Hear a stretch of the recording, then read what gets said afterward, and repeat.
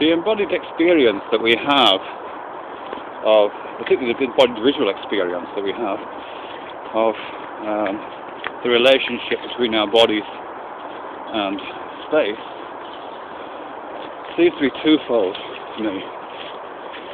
First off, as I think I've mentioned in a previous video, one of the persistent illusions that we have, I'm not sure it's an illusion, but one of the persistent impressions that our unalloyed senses give us is that we are standing always at the centre of a brightly lit space. I'm not in the middle of a field right now, so my view is obstructed a little bit by this hedge behind me and the bushes on the opposite side of the canal, but nevertheless I can see. I am at the centre of the space. As I turn around, I can see all around me objects that are closest to me are large, looming, I might say, even. Objects that are further away are smaller, blurred with distance, also more numerous. So the impression that I have is that I'm standing at the centre of a space which has those characteristics. At least that's one of the impressions that I have. It relies on my kinesthetics, it relies on my ability to turn around and see around me. But to the extent that I can do that is the extent that I am standing at the centre of a brightly lit space. Well, it's brightly lit right now. It's an absolutely beautiful morning. The sky is beautiful blue. And despite the roar of the traffic in the distance, it's absolutely stunning out here. Very spring morning. So that's the first thing, that from a static perspective, from the perspective of a person who's just standing still, if I was to somehow manage to forget everything that I know about how the world is constructed, and I was born at this moment, on this spot,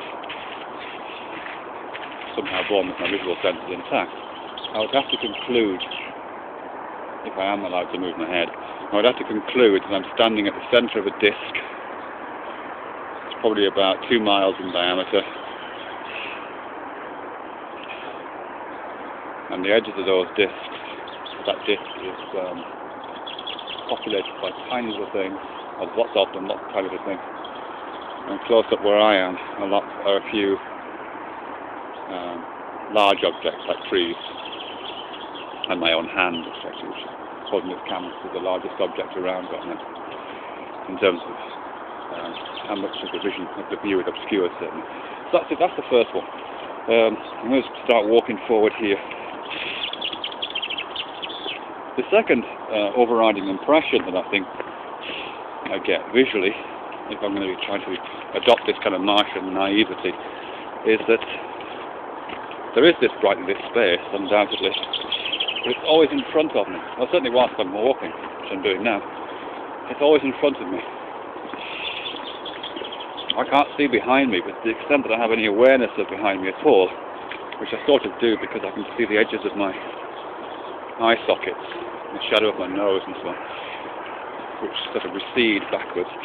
To the extent that I can see what's behind me, it's just kind of darkness. It's not really darkness, but there's an absence there which feels kind of dark, a dazzling darkness, but a darkness nonetheless. But in front of me is this light. And as I walk forward into this light, I'm walking into the light. I seem to be constantly stepping into this brightly lit space. That's my impression. And from this perspective, the centre of the space isn't where I am. It's over there. I'm just going to look out over there. I can see probably, again, about a mile in that direction. And I'm not really looking at a disc, I'm looking at more like a snow globe. A large, brightly lit space. And the centre of it is over there somewhere. And I would have to step into it to get it to the centre of the globe from this perspective. Like I'm constantly stepping onto a stage. And and stepping out of the darkness and into the light. Stepping kind of out of the past and into the future. I certainly seem to be conceiving of this journey as one of time as well as one of space. And I think that's quite common, isn't it?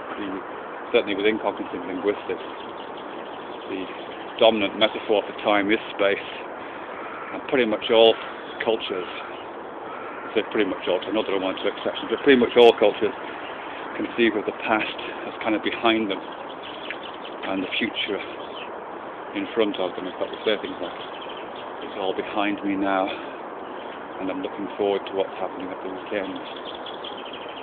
So we have these two images, these two, not kinesthetic image schema, but these two images of the space in which we occupy, these two naive images, one of which is we're standing at the centre of a disc, confirmed simply by looking around, and the other is when we move, which is of a brightly lit space in front of us, which is the future into which we are always proceeding.